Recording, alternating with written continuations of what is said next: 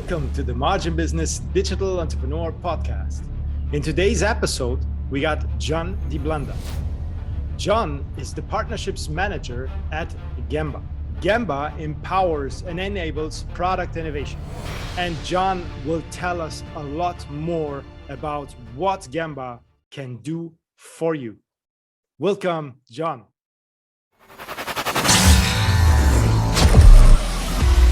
Thank you so much, John, for being here today. It's really a pleasure, and there is a lot to learn from what your company is actually doing. But before we dive into this, I would say just tell us a little bit about yourself, where you're based, and how did you get to where you are today with Gembah? Sure. Yeah, I would happy to. So my name is John DiBlanda, and I'm the Partnerships Manager here at Gembah. I got started in the entrepreneurship world working at different accelerators and incubators, and I actually put on a lot of pitch competitions for companies that are looking to get started, whether being e-commerce channels, selling on Amazon, or wanting to make tech companies. So we would host these pitch competitions for them to raise money. A lot of them did raise money, and one of the top performers at a pitch competition actually hired me as their first hire.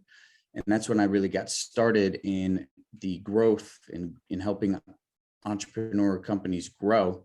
I started as a first hire. We got to around 12 people, and I helped them 3 times their sales within 6 months. And by the time of a year, we reached the $1 million mark. And it was a great experience. Experience. And from there, I started working and looking at different companies out of Austin, Texas, because there's a lot of business moving to Austin, Texas right now. And I was lucky enough to find Gembah, which is where I currently work. Started with sales on their front. Noticed that there's a lot of opportunity for partnerships, just like a partnership with MarginBusiness, which we're very excited for, and looking to increase our overall client experience by providing offerings outside of Gembah's core offerings with strategic partnerships. I mean, that sounds already really good. I'm sure there has been a lot going on lately, I mean, with Gembah, and as well for you. I mean, you said that you're based at the moment in New York, correct? So I'm from New York City originally. I'm actually currently in Austin at the moment. I've been living in Southwest Florida mostly because it's warm. I found out that it's also warm in Austin, Texas, so I'm thinking of making the move out soon. That sounds really good. I mean, like professionally, how did you go into the Amazon world?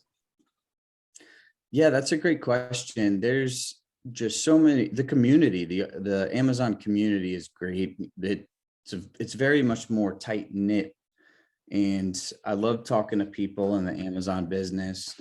Gembah does an amazing job working with people in Amazon. We work with people that also sell on other channels such as Shopify or BigCommerce or even eBay, and they're with Amazon community, there's so much opportunity for growth for them, and Gembah provides a platform for them to not only mitigate their risk, but to help streamline and really scale their business.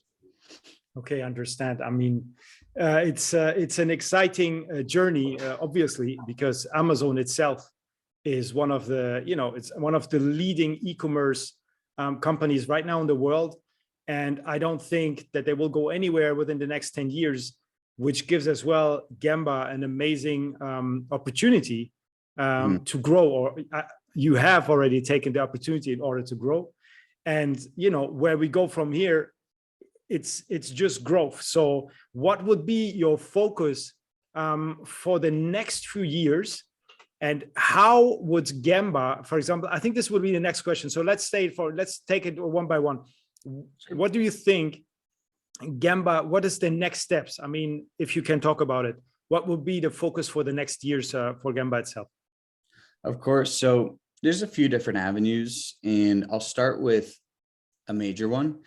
So there is, as a lot of people have known, a lot of different issues going on in the world with supply chain and, different political issues where sometimes logistics might get expensive, or production might become halted because of lockdowns in certain areas, or actual companies and factories being shut down. So Gembah has been able to provide not only additional options, but very competitive options, such as diversifying their supply chain, meaning finding a new factory in a new location that can either beat their current quality, beat their current landed costs, which would increase their overall profit margins.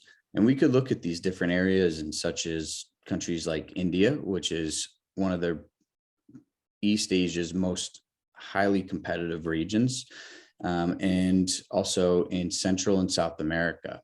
So these are some areas that we've been able to help a lot of our clients in not only mitigate the risk, increase their overall profit margins, and increase their lead times as well, because the logistics is faster, less expensive, and the factories that are in our network are able to provide more cost-effective pricing and faster production rates. Definitely. So you think as well, for a fact, I would say that India is now #2 in the world for production. And as well, I mean, not only for production, but as well, obviously China's #1 because of their whole infrastructure and everything, that nobody can get there for now or get near them for now. But I would say that India is on a very good way in order to take parts of the leads, maybe not like in the most unbureaucratic way. That means their optimization process, to my understanding, is not as good as in China for the moment. And as well, when the goods are coming in and everything what surrounds this, the shipping and the clearance period, the certificates, China is still at #1. But I would say that really India is coming in very, very large steps after China. And then we have all the other countries, which for the US obviously is a lot better. Mexico, the other parts of South America, which would actually cancel all the shipping stuff and all these, really kind of a headache situation, what we have going on, or what we have witnessed during the last month, over and over again, that ships cannot go into China, ships cannot go out of China, ships cannot go into the United States, which obviously has a big impact on the pricing on Amazon for goods coming out of China, which almost everything comes out of China. So we see a complete price rally. And obviously, like Adam said, I had a podcast with him for a few weeks ago. The one who has enough cash in order to buy and put it into his warehouse is the one who can, in such times, really good compete and can make a lot cash and have really the price. How can I call it? The price pressure for against other sellers. So if you don't have the possibility to ship a lot in, I mean, to ship very frequently, and you have even the possibility to buy more, you should buy at, really a lot, which makes it very, very comfortable for you to sell on Amazon. Now, what I want to know as well is where do you see the goods production within the next years going? Do you think everyone will stay on China, or do you think it will shift into other parts of the world? Because obviously, looking at taxation, looking at the way how long the shipment's going to take, looking at this whole thing, it will be beginning to get more lucrative. For example, even to open up, like in the middle of nowhere, the US has so much space. There's some kind of manufacturing site, and begin to employ local people, which makes as well a great impact into the US economy. Mhm. And that's a great question. You bring up a great point that people that work with Chinese manufacturers, the more capital that they have, the more inventory that they could buy, the more risk mitigation that they have. They're able to have a lot more inventory on hand. So if there's any issues that pop up, they don't really have to worry about it. For other people that are looking to buy purchase orders monthly, bi-monthly, maybe 2 times a year, those are where people start to see some issues that can pop up. So you're completely right on that front. When it comes to 5 years down the line, 10 years down the line, there's going to be a lot of companies and a lot of countries that are going to be highly compete with China in East Asia in general. For example, in India and in Mexico right now, it's safe to say that they have less expensive labor costs than what's found in East Asia. Okay. And also their capabilities, their manufacturing capabilities are getting much higher as well. One thing that right now is hard to beat with manufacturers out of East Asia is any electronical components. So for example, Central and South America, you're not going to be able to find a really good OEM manufacturer that can make electrical components. Most of the times you're still going to get those supplies from overseas. But when it comes to textile or any sort of plastic injection molding, extrusion molding, or other options, Central and South America are great alternatives to that. And they could actually have lower landed costs, which would bring in higher profit margins. And thinking of India as being the number 2 at the moment, they have very competitive labor costs, very, very competitive shipping costs, but also their capabilities are getting very close to what we're seeing in East Asia. They do have the capabilities of doing a lot of electrical components, such as East Asia, and they're getting very close to being full competitors on that more complex side of the supply chain. So one of the things that Gembah does very well is we'll take a look at what our clients' needs are, what sort of factories that they need to be producing from, and we could say, here are your different options. Do you have to stay in East Asia to source these projects? Can we look elsewhere? Can we look in India, Central America? Can we look in Mexico? Can we look in South America? Can we look in even Turkey per se? There's a lot of different options, and we want to be able to present all of our clients the best option for them so that they not only risk mitigate their supply chain, they have a diversified supply chain, and we're optimizing for profit margins for them at the same time. So you are actually in every country. You could actually source from every major country in the world. I mean, like, who is really into manufacturing, who's known for manufacturing? Yes, so we have over 2,000 manufacturers in our network in over 12 different countries, and we have 5 satellite offices worldwide. So we help our clients source their right factory partner, and all the factories in our network are vetted. We take a look at their background, make sure that they produce quality products, that they have a good history, and then we help them source. We help them negotiate on pricing, minimum order quantities, and tooling costs. We help make sure that they're getting fair contracts. We sign end agreements, which is like a bit international NDA.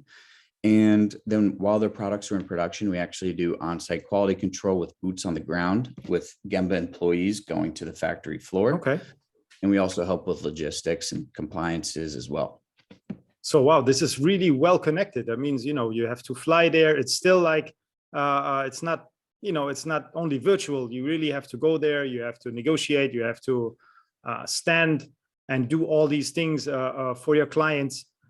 This is very interesting because nowadays, normally, most of the businesses, since COVID, are very remote, so all the flying and all the on-site work has either, like you said, you have satellite offices, obviously, in these locations. But it's very interesting, because we still have to go negotiate, check the manufacturing side, check the product. Maybe the first product is good. Maybe the next batch is not so good. So that is as well very positive. For example, what would set you apart from other companies which are obviously not the same, because you can never say Gembah is doing the same as X company. Everyone is different and everyone has different specialities. But what would set you apart from, let's call them competitors? Yeah, that's a great question, Omar. And what really makes us different is our transparency. You know, we as a company, that's what we're founded on. So, you know, like you said, there's not many companies that do all of what we do, but we work as an extension to our clients, and we work alongside them of their business to help guide them, mitigate the risk, and make sure that the money that they're investing is going to the right places, because we're successful when our clients are successful. So for example, if you go to a traditional sourcing agency, you don't know if you're getting the right pricing on things. You don't know what factories they're talking to. You don't know if they're taking a little bit off the top. What makes us different is we introduce our clients directly to the factory. The invoices that they get are the same invoices that we get. You know, we're just there to make sure that they're getting priced the right way. So we are more of there to make sure that they're being treated the right way, if that makes sense. Sure. So, you know, a traditional sourcing agency would say, yes, we could do this for you for this price, and you could be doing better. We're there to make sure that you're doing the best, and that every T is crossed and every I is dotted when it comes to exclusivity or protecting your intellectual property, and that you're here ready to scale, and there's nothing that's going to be holding you back. Okay, I think this is a very, very important point, what you just said. It's the customer centricity. This is what I'm just hearing out of there, that you are there for the clients, that you are on the place, that you explain what is going on. I mean, a very close, very personal approach to the customers. And obviously you have very good Amazon knowledge. You are in the space, you're well connected in the space as well. So I think these are all points for me as an Amazon seller that I want to see in a company which is sourcing products. You know, there is companies which, for example, they source products, but they have no clue about Amazon. Maybe they have clue about another marketplaces in the world. But really, to be an Amazon, we can never say expert, because I think Amazon is so complex that we try to get educated every day and educate ourselves every day to stay up to the best of our abilities to be informed about what is going on for Amazon. But I mean, like you guys are, it's really like Amazon understanding, following the trends, and know what customer needs, and know what customer need to actually source in order to make profit. You would as well tell a customer, listen, I would not source this product, for example, right? Yeah. And for one example, you know, since there's so much competition on the market, and to a great point for margin business as well, there's so many Amazon experts out there, where it's really hard to pick and choose which are the Amazon experts to follow. And, you know, there's so many different products. There's so many different competing products, and, you know, you don't want to be selling a product that's completely the same thing as someone else. And, you know, they might have bought 5,000 more units than you and can actually beat you on price and all that. So we help make sure to figure out what the pricing pressure is on the market, what the competitive landscape is on the market, and if that is really the best option for you. And if there is better options for you, or different manufacturer that could help you have a competitive advantage or differentiate from another product on the market, we're here to help do that for you as well. And, you know, working with a company like you to help that next step when they're ready to sell on Amazon, I think that's really where, you know, a partnership like this, and also working together to make sure that these Amazon sellers are looking to scale is really the bread and butter of the business.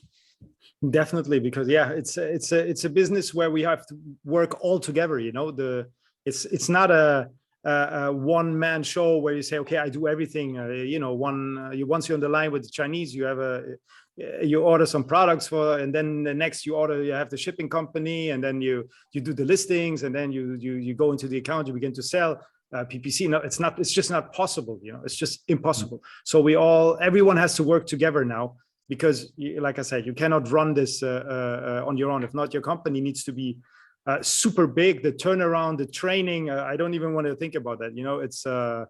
This would be an whole other ball game, and I don't think that it exists actually. I mean, really efficiently at the moment.